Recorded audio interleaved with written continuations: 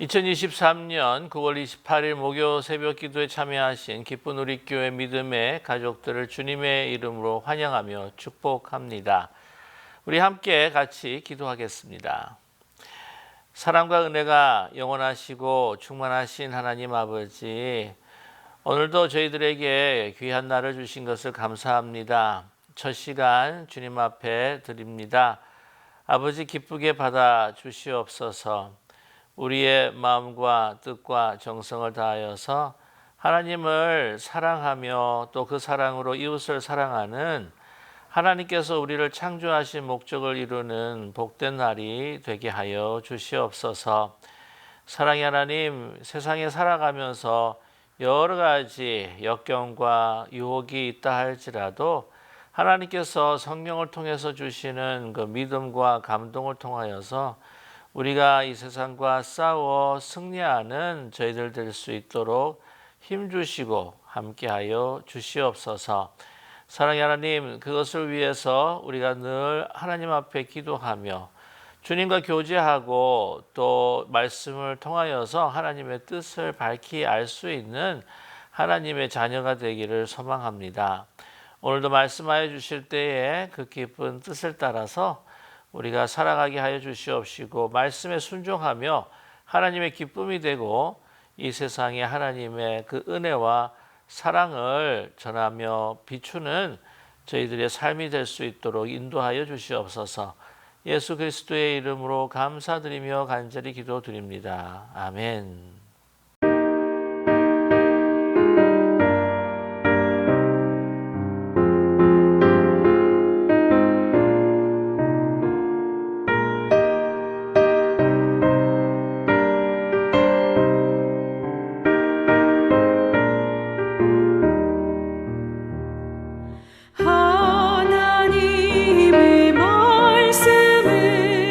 생명의 말씀이라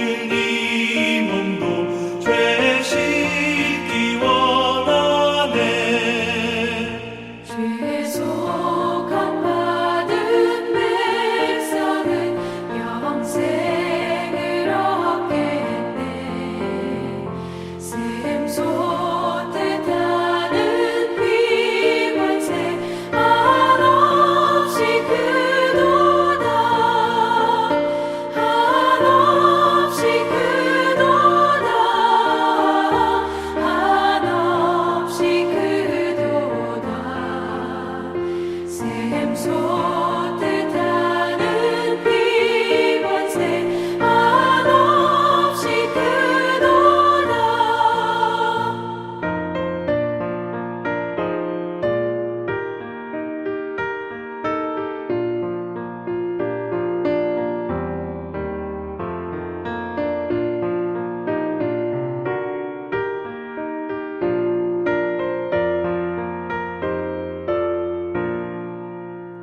날 좋게 하신 피 보니 그 사랑 한없네. 살 동안 받는 사랑을 늘 찬송하겠네. 늘 찬송하겠네. 늘 찬송하겠네. 살 동안 받는 사랑을 늘 찬송하겠네.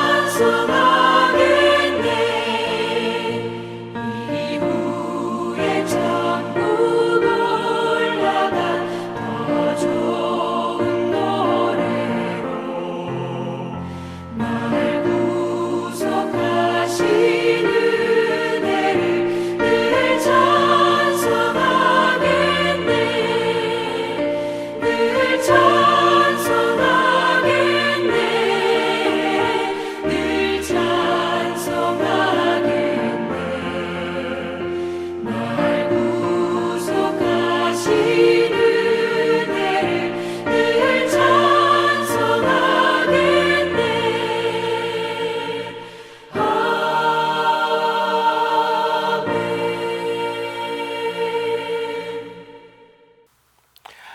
오늘 함께 나누실 하나님의 말씀은 신명기 21장 1절에서부터 23절까지의 말씀입니다.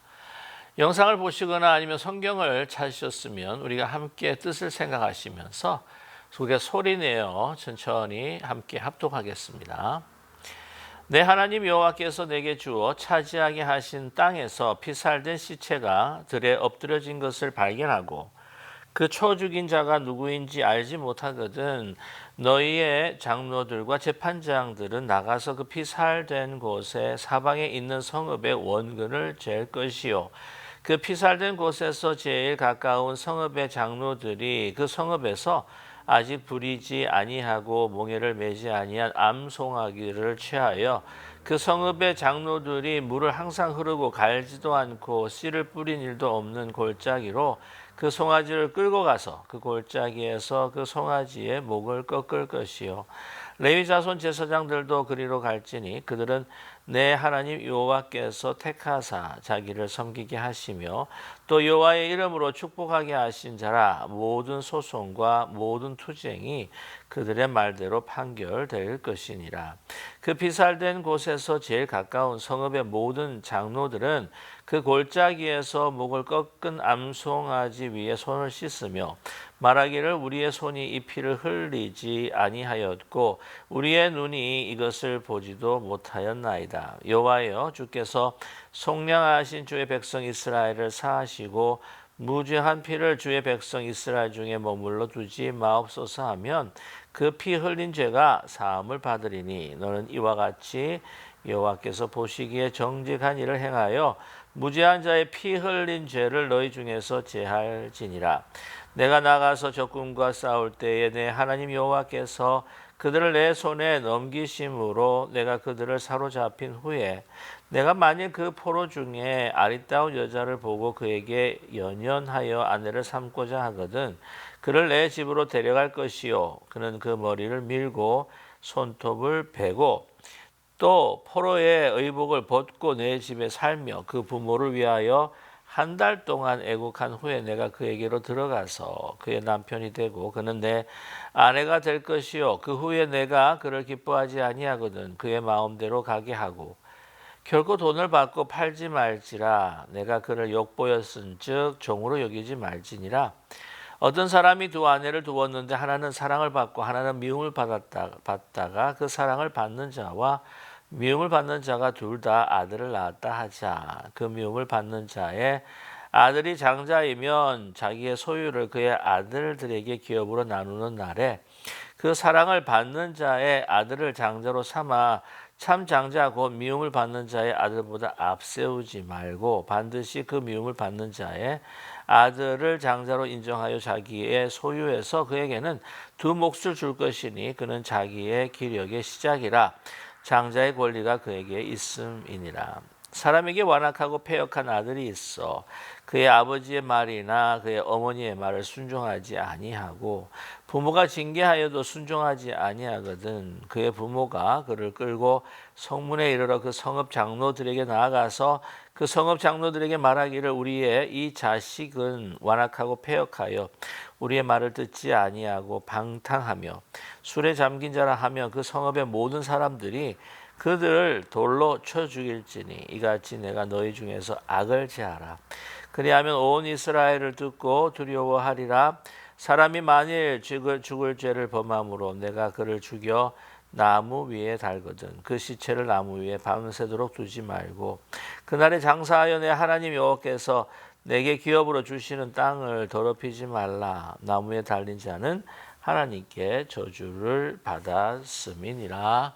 아멘.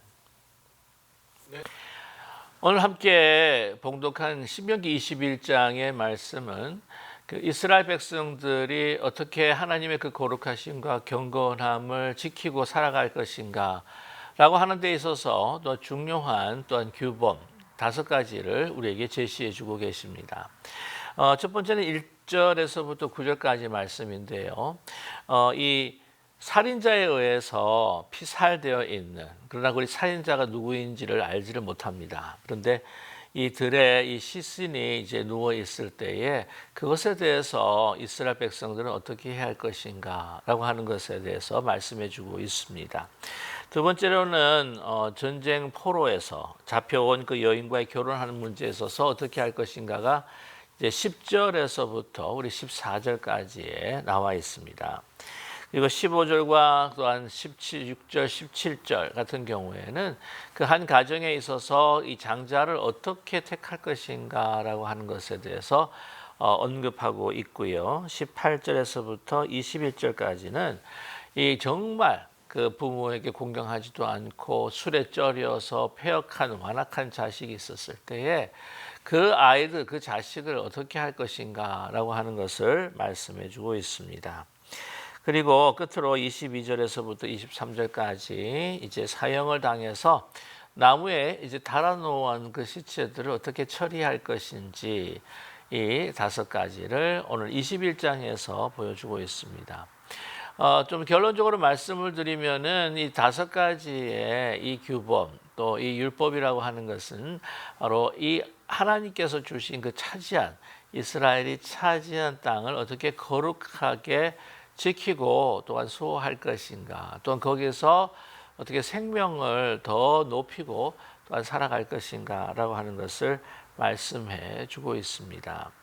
하나님께서는요 무고한 피를 흘리는 것에 대해서 결코 기뻐하지 않습니다. 그것에 대해서 살인한 자에게서 보응하기를 원하십니다. 여러분께서 잘 아시겠지만 그 가인과 그 아벨의 그 사건을 통해서 이 가인이 아벨을 그 불러서 몰래 살인을 저지르죠. 그러나 하나님께서는 그것을 다 아셨습니다. 가인에게 물으셨죠. 네가 한 일이 과연 무엇이냐? 너의 아우가 그 흘린 그 땅에 그 피가 나에게 호소하고 있다라고 말씀하고 있지 않습니까? 그래서 그 피를 받은 그 땅이 정말 더럽혀지고 저주를 받게 되었다라고 하나님께서 말씀하셨습니다. 이런 무고한 피를 흘린 땅은 정말 하나님의 그 거룩하심을 회파하는 그러한 사건이 되게 된다고 하는 것이죠. 오늘 1절에서부터 9절 말씀, 그것은 이제 그 들판이나 사람들이 눈에 띄지 않는 그곳에 소위 이 살해당한 자의 시신이 거기에 누워 있는 경우입니다. 그래서 살인자가 누구인지를 알 수가 없다는 거예요. 그 케이스는 누가 진범인지를 미궁에 빠져 있고 좀 영원하게 미제 사건으로 남아 있을 수밖에 없는 그런 경우를 이야기합니다. 그러나 그 무고한 피를 흘린 것에 대한 그 죄를 속죄하는 그 모든 일들을 이 이스라엘 백성들은 행해왔다고 하는 것이죠. 그래서 그것을 발견한 사람들은 그 장로들과 재판장들에게 나가서 피살된 곳을 또한 이렇게 보게 합니다. 그리고 난 다음에 그 원근을 이렇게 재게 되는 것이죠. 그래서 가장 가까운 이 성읍에 있는 그 장로들을 다 불러서 이 제사장들과 함께 그 레위 지파에 있는 제사장들과 함께 나와서 이 시신을 이제를 잘 처리를 하면서 어떻게 해야 하느냐? 그 무고한 피를 흘린 것에 대한 그 죄값이 정말 이 이스라엘 백성들에게 돌아가지 않도록 그리고 땅이 그 저주를 받고 또 하나님의 거룩하심을 회파한 것을 다시 회복하기 위해서 하나의 제물을 드리고 또 그 행위를 통하여서 이 모든 일들을 대해서 이제 해결해야 했을 필요가 있다고 하는 것입니다. 그래서 이 성읍 장로들이요, 그 암송아지입니다. 한 번도 그 집을 지지 않았던, 멍에를 매지 않았던 정말 그 제물로서. 그래서 이것은 죄 없는 아주 온전한 제물을 의미하는 것인데요. 그 암송아지를 데리고 가서 어디서 하느냐? 물이 항상 흐르고 오늘 4절의 말씀이죠. 씨를 뿌리 없는 그 골짜기로 그 송아지를 데려가서 그 목을 꺾게 됩니다. 그래서 그 목을 꺾고 그리고 그 송아지가 이제 피를 흘릴 때에 물이 흐르면서 그것을 또한 씻어 내릴 것입니다. 그래서 이 목을 꺾은 암송아지 위에다가 어떻게 해요? 그 성읍의 그 장로들이 이제 손을 씻고 그 죄값을 우리에게 돌리지 말아 주십시오라고 하는 하나의 이게 번제는 아니지만은 그러한 특별한 경우에 있어서 하나님께 드리는 하나의 속죄의 의식이 된다고 하는 것이죠. 8절의 말씀에 여호와여 주께서 속량하신 주의 백성 이스라엘 사하시고 무지한 피를 주의 백성 이스라엘 중에 머물러 두지 마옵소서라고 이렇게 외치게 되게 되면은 그 피 흘린 죄가 이제는 속죄 받게 된다고 하는 것입니다. 그래서 이 흘린 죄 중에 그 흘린 그 피가 그들 가운데에서 제하여지는 이러한 역사가 일어나게 된다고 하는 것이죠. 그런데 여기서 보게 되면은 두 가지의 효과가 있습니다. 이러한 어떤 제사 의식을 통하여서 이제 그 무고한 이스라엘 백성들의 그 행위에 대해서 또한 하나님께서 그 심판하는 것이 아니고 그렇지만 그 암송아지의 목을 꺾었다라고 하는 것은 그 살인자가 누구인지를 모릅니다. 그러나 하나님께서 분명히 그 살인자를 하나님께서 처단하실 것이다. 처단하신다라고 하는 것을 또한 보여주는 의식이라고 하는 것이죠. 이것을 통해서 그 무고한 죄에 대해서 이 송아지의 그 피를 꺾음으로 말미암아 그 무고한 그 생명에 대해서도 이 하나님의 그 심판을 또한 드러내 주시는 것 그러한 의식을 우리는 볼 수가 있습니다. 이제 두 번째 보면 전쟁 포로에 잡혀온 그 여인인데 그 여인이 마음에 듭니다. 그래서 그 여인을 아내로 삼기 위해서는요 꼭 거쳐야 할 절차가 있다고 하는 것을 우리에게 말씀을 해주고 있습니다. 12절에 보면은 내 집으로 데려가서 그 머리를 밀고 손톱을 베었다. 그게 이방 여인이죠. 그래서 그가 그 전에 살았던 그 모든 그 삶의 그 죄악들을 이제는 벗어버린다라고 하는 회개의 의식 중에 하나입니다. 그래서 모든 머리를 밀고 또한 이 손톱을 다 이제 빼버리고 말지요. 그리고 난 다음에 그 포로의 의복을 벗깁니다. 그래서 너는 더 이상 포로가 아니다라고 하는 것을 의미하고 있고요. 그래서 집에 살게 하면서 그 부모를 위하여서 그 여인이 한 달 동안을 이제는 애곡하게 하는데 그것은 그 여인을 낳아준 그 부모님에 대한 최소한의 어떤 예의를 지키게 해주고 또한 자녀로서의 의무를 다할 수 있게 해주는 굉장히 그 인류애적인 굉장히 그 사람을 가정을 생각해 주는 하나의 행위라고 말할 수가 있죠. 그 사람의 삶을, 그 전의 삶을 또한 어느 정도 그 부모님에 대한 존중을 인식을 하고 인정을 하는 것입니다. 그리고 그에게 들어간 남편, 그래서 그의 남편이 되고 또한 아내가 되게 되는 그러한 것들을 거쳐야 된다라고 말씀하고 있죠. 자, 그런데 그것이 살면서 이제 기뻐하지를 않습니다. 이제 그래서 보내야 될 때는 다른 사람들에게 절대 팔지 못하게 했던 것이죠. 왜냐하면 아버님 이방 여인이라 할지라도 그녀의 몸을 회한 거나 마찬가지입니다. 그래서 욕보였기 때문에 이방 여인에게 자유를 주고 또한 살아갈 수 있도록 그녀를 풀어줘야 한다고 하는 것이죠. 그래서 여기서 보게 되게 되면 이방 여인이라고 하지만은 한 생명을 사랑하는 인권을 존중하는 하나님의 법을 우리는 발견하게 된다고 하는 사실입니다. 그 세 번째 보게 되게 되면 장자에 대한 그 상속권에 대한 이야기를 하고 있는데요. 여기서 보면 한 그 일부 다처제를 먼저 전제를 하고 있죠. 그런데 그 남편이 예를 들자면 그 두 아내 중에서 한 아내를 좋아하고 한 아내를 미워한다고 하지만 여기서 미워한다고 하는 의미는 덜 사랑한다고 하는 의미이죠. 그래서 더 사랑하는 아내에서 낳은 그 아들이 사실은 더 마음이 끌릴 수 있는 것이 아마 인지상정인 것 같습니다. 그것이 우리 보통 보통 우리 인간의 마음이라고 생각이 드는데요. 그렇다고 해서 덜 사랑하는 아내에게서부터 먼저 아들이 나왔는데 그 다른 아내가 사랑한다고 해서 그 낳은 아들에게 장자권을 줄 수 없다고 하는 것이죠. 하나의 남편이지만 그 가정의 그 질서를 위해서 자신의 사사로운 감정이 개입해서가 안 된다고 하는 그 가정의 그 공동체의 질서를 지키기 위한 하나님의 분명한 이 법도가 오늘 기록되어 있습니다. 그래서 그 가정을 잘 운행하고 지키고 또한 시시비비가 없도록 하는 하나님의 또 보호막이라고 이야기할 수가 있겠죠. 그 다음에 보시게 되면 이제 패역한 자식입니다.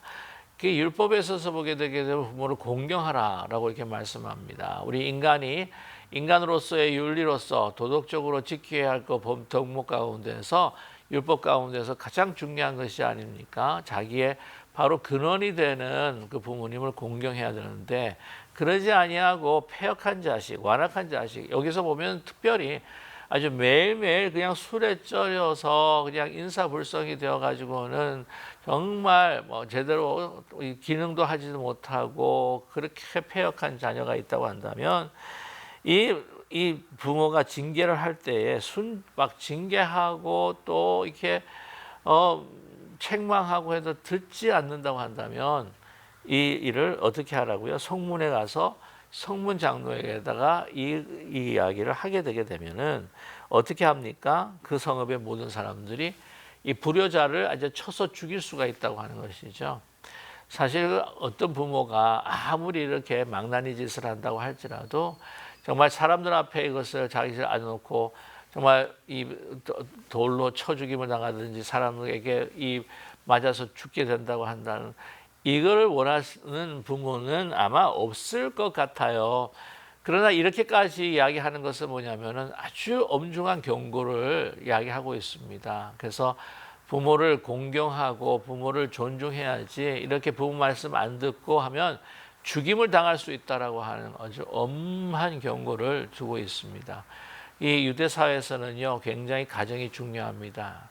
가정의 그 질서와 화목 또 가정을 통해서 주시는 하나님의 그 축복이라고 하는 것은 정말 우리 모든 동서고금을 막론하고 가정이 중요하지만 유대 사회에서는 정말 가정이 중요하죠. 그렇기 때문에 이 부모님들이 공경을 받아야 하는 대상이고 또 부모님들이 또 자식에 대한 교육에 있어서 가장 중요한 분들이라고 하는 것을 또한 강조해 주고 있습니다.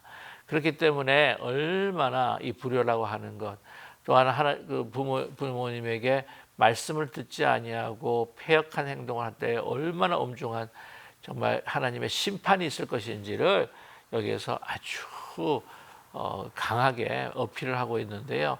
그래서 이걸 두려워하라고 하는 이 메시지를 우리는 들을 수가 있습니다. 그 다음에 끝으로 이 사형당한 자에 대한 처리죠. 죽임을 당했습니다. 그 사람들은 시체를 나무에 담습니다. 왜 그럴까요?